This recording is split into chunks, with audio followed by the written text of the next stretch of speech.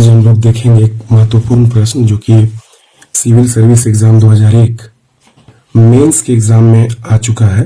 ठीक है, इसमें हम लोग देखेंगे कि प्रश्न था भारत सरकार की जनसंख्या नीति की विशेषताएं बताते हुए समीक्षा कीजिए। ठीक है, प्रश्न समझ रहे होंगे आप कि भारत सरकार की जनसंख्या नीति की विशेषताएं बताते हुए समीक्षा करना है आपको। ठीक है, इसमें क्या है, आंसर लिखते हैं हम लोग। लिखेंगे सबसे पहले तो विशेषता बताएंगे, बाद में उसके बाद में समीक्षा करेंगे। ठीक है, जब रिव्यू की बात आएगी तो वो बाद में होगी, पहले हम लोग उसकी विशेषताएं किस प्रकार से लिखेंगे उसको आप लोग ध्यान से देखेंगे। भारत सरकार द्वारा वर्ष 2000 में जनसंख्या नीति की घोषणा की गई थी। तो आप शुरुआत करेंगे इस प्रकार से कि जो भारत सरकार द्वारा वर्ष 2000 में जनसंख्या नीति की घोषणा की गई थी, वर्ष 2000 में घोषित नीति को संपूर्ण भारत में लागू करने के क्रम में विभिन्न योजनाएं बनाई गई। ठीक है, इसके अनुसार आगे आप विशेषताओं को लिखना शुरू करेंगे। जनसंख्या नीति 2000 की विशेषताएं, यहाँ पे पूछ रहा है कि भारत सरकार की जनसंख्या नीति की विशेषताएं बताइए।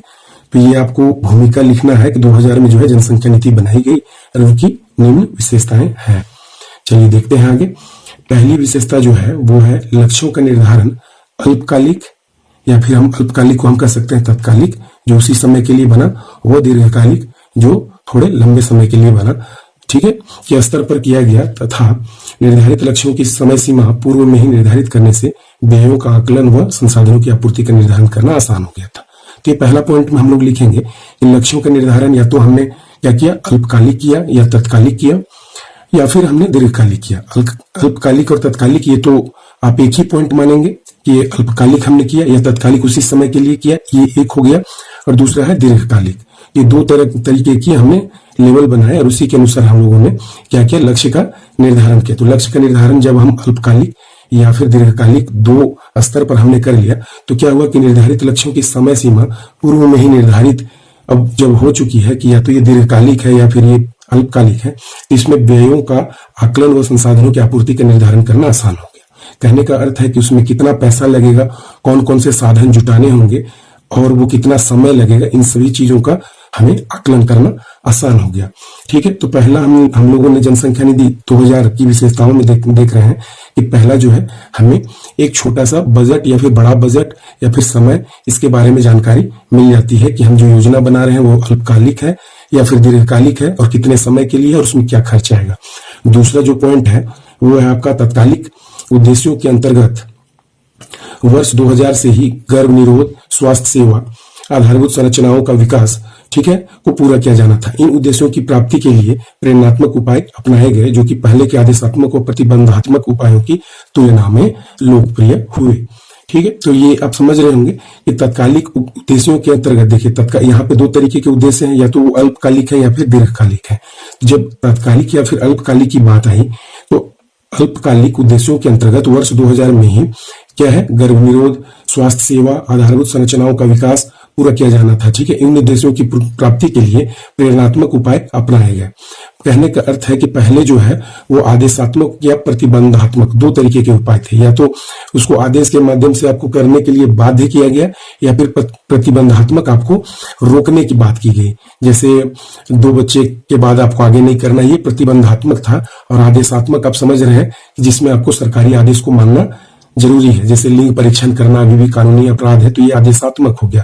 और प्रतिबंधात्मक दोनों में आता है, प्रतिबंध भी उस पर लगाया गया और आदेश भी है, तो आप समझ रहे होंगे।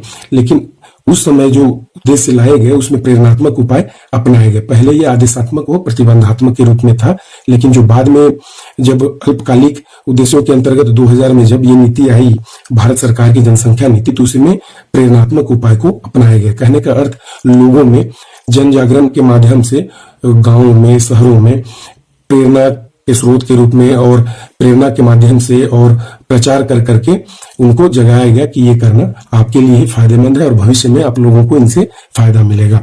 थर्ड पॉइंट हम लोग चलते हैं, वर्ष 2000 के दौरान कुल प्रजनन क्षमता, जिसे हम TFR कहते हैं, टोटल फर्टिलिटी रेट, ठीक है, 3.2 थी। ठीक है, जिसे कम करने के लिए गैर सरकारी संगठन जैसे एनजीओ सामने आए, उनका समन्वय के साथ प्रेरक उपायों जैसे आशा योजना, आपने सुना होगा, नाम जरूर सुना होगा, इसे आशा योजना के माध्यम से कम करने का प्रोत्साहन दिया गया। गांव गांव शहरों शहरों में प्रचार किया गया, ठीक है, एनजीओ के माध्यम से, और आशा योजना के तहत उनको प्रोत्साहित किया गया। TFR अर्थात टोटल फर्टिलिटी रेट, ये आप याद रखेंगे। कुल प्रजनन क्षमता पहले 3.2 थी, जो कि बाद में जाके घट जाती है, ठीक है। जनसंख्या नीति 2000 में बाल विरोधी अधिनियम तथा प्रसव पूर्व लिंग परीक्षण तकनीक को सख्ती से लागू करना। देखिए, प्रतिबंधात्मक नियम आ गया है यहाँ पर। जनसंख्या नीति 2000 में बाल विरोधी अधिनियम तथा प्रसव पूर्व लिंग परीक्षण तकनीक को सख्ती से लागू करना तथा गर्भपात योजना सुविधाओं को मजबूत बनाया गया है। चौथा लिखेंगे हम लोग, पांचवा है छोटे परिवार के मानकों को पूरा करने वाले परिवारों को प्रोत्साहन पुरस्कार, बंध्याकरण करवाने वाले परिवार को स्वास्थ्य बीमा योजना का लाभ देने के द्वारा प्रेरक उपाय किए गए। तो आप इस तरीके से लिखेंगे, देखिए कितना बढ़िया तरीके से पॉइंट्स टू पॉइंट इस तरीके से आप लिख रहे हैं। छोटे परिवार के मानकों को पूरा करने वाले, देखिए छोटे परिवार जो कि सरकार द्वारा बनाए गए मानकों को पूरा करने वाले परिवार को प्रोत्साहन पुरस्कार मिलने लगा, कुछ राशि दी जाने लगी, कुछ सुविधाएं दी जाने लगी सरकार द्वारा।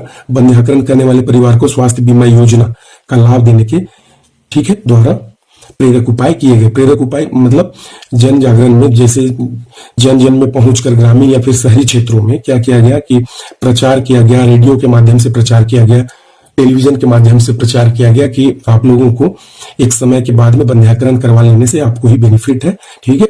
उसके बाद में आपको इस तरीके से लाभ भी सरकार द्वारा दी जाती है। उसके साथ ही बंध्याकरण के साथ ही, ठीक है, जैसे छोटे परिवार, जैसे दो परिवार, दो बच्चे, एक लड़का लड़की हो या दो लड़की हो या दो लड़के हो, लेकिन दो ही हो। होता क्या है, साधारणतः जो जनसंख्या बढ़ने का कारण है वो आज भी मानसिकता यही है कि लड़कों की चाहत। अब जैसे देखिए, एक लड़की हो गई, दूसरी भी लड़की हो गई, तो दो तक वो अगर चाह भी रहा था तो उसे न चाहते हुए भी तीसरा में अटेम्प्ट लेते हैं वो, चौथा, पांचवा, इस तरीके से। कहने का अर्थ है कि एक लड़के की चाहत में 4-5 बच्चे हो जाते हैं अक्सर, जो इंडियन मेंटेलिटी है उसके हिसाब से। लेकिन आज के डेट में जो जागरूक लोग हैं वो जैसे दो लड़कियां ही हैं तो स्टॉप करते हैं, या दो लड़के हैं या एक लड़की, एक लड़का, लड़का लड़की, ये 4 तरीके की पॉसिबिलिटीज है। पहले या तो लड़की हुई फिर लड़का हुआ, ठीक है, ये हो गया, या फिर दोनों ही क्या होंगे कि लड़का ही हुआ, या फिर दोनों ही लड़की हुई। बस इतनी ही तो पॉसिबिलिटीज है, इसके अलावा तो और कुछ है नहीं। 2 में 3 में चलेंगे तो पॉसिबिलिटीज अलग टाइप की होगी, लेकिन यही इसी प्रकार से निर्भर करता है। अब आगे चलते हैं हम लोग और देखते हैं कि आगे क्या है। जनसंख्या नीति के लक्ष्यों को संपूर्ण रूप से प्राप्त करने में नीतियों को क्षेत्रगत आधार पर निर्मित करके क्रियान्वयन पर जोर दिया गया। अर्थात जैसे कोई धर्म विशेष की अगर बात हो जाए, ठीक है, तो उनकी मान्यता कुछ और है। जैसे मुस्लिम समाज में आज भी है, जो कि कुरान के माध्यम से उनका कहना है कि अल्लाह का देन है, वो किसी नियम कानून को मानने के लिए तैयार नहीं होते हैं। जितने भी हो जाए कोई उससे दिक्कत उनको नहीं है। उनका कहना है कि बच्चा पैदा हो जाए, बस उसके बाद में उसको शिक्षा मिले ना मिले, वो टायर बनाए पंचर बनाए, कोई उससे दिक्कत नहीं है। बस उनका है अल्लाह और कुरान का नियमों का पालन करना। तो इस तरीके की जो कुरीतियां हैं उससे भी जनसंख्या में वृद्धि होती रही है, जिसे आपको लिखना है ये 6th पॉइंट में कि जनसंख्या नीति के लक्ष्यों को संपूर्ण रूप से प्राप्त करने में नीतियों को क्षेत्रगत आधार पर निर्मित करके क्रियान्वयन पर जोर दिया गया। अब हम लोग थोड़ा सा चर्चा कर लेते हैं ये के बारे में, समीक्षा के बारे में, जिसमें हम लोग देखेंगे कि समीक्षा के बारे में अध्ययन करते हैं। समीक्षा की जहां तक बात है तो यहाँ पर होगी कि नई जनसंख्या नीति के अंतर्गत चलाए गए कार्यक्रमों का व्यापक स्तर पर क्रियान्वयन दिखाई पड़ता है। पहले की कुल प्रजनन क्षमता 3.2 थी, ठीक है, जो बाद में वर्ष 2014 की एक रिपोर्ट में जो टोटल फर्टिलिटी रेट थी, जैसे मैंने बताया भी यहाँ पर, टोटल फर्टिलिटी रेट, कुल प्रजनन क्षमता, वो घटकर 2.3 हो गई, ठीक है, 2.3 हो चुकी है। वर्ष 2011 की जनगणना के अनुसार शहरों में 56% परिवारों का आकार 4 से कम हो चुका है। 2011 की जनगणना के अनुसार शहरों में 56% परिवारों का आकार 4 से कम हो गया। वेरी इंपॉर्टेंट है, जो कि आपको समीक्षा में आपको लिखना ही पड़ेगा। वर्ष 2011 की जनगणना के अनुसार शहरों में 56% परिवारों का आकार 4 से कम हो गया है। तो ये जनसंख्या नीति के अनुसार क्या होगी, जनसंख्या में कमी आ रही है, ठीक है। उसके बाद में या फिर हम कहेंगे कि रेट जो है वो थोड़ा स्लो बढ़ रहा है, जनसंख्या वृद्धि दर कंट्रोल हो गई है। आगे चलेंगे, वहीं गांवों में भी व्यापक सुधार देखने को मिला है। गांवों में भी 47.1% लोगों में परिवार का औसत आकार 4 से कम हो गया है। हम लोग समीक्षा रिपोर्ट में लिखेंगे।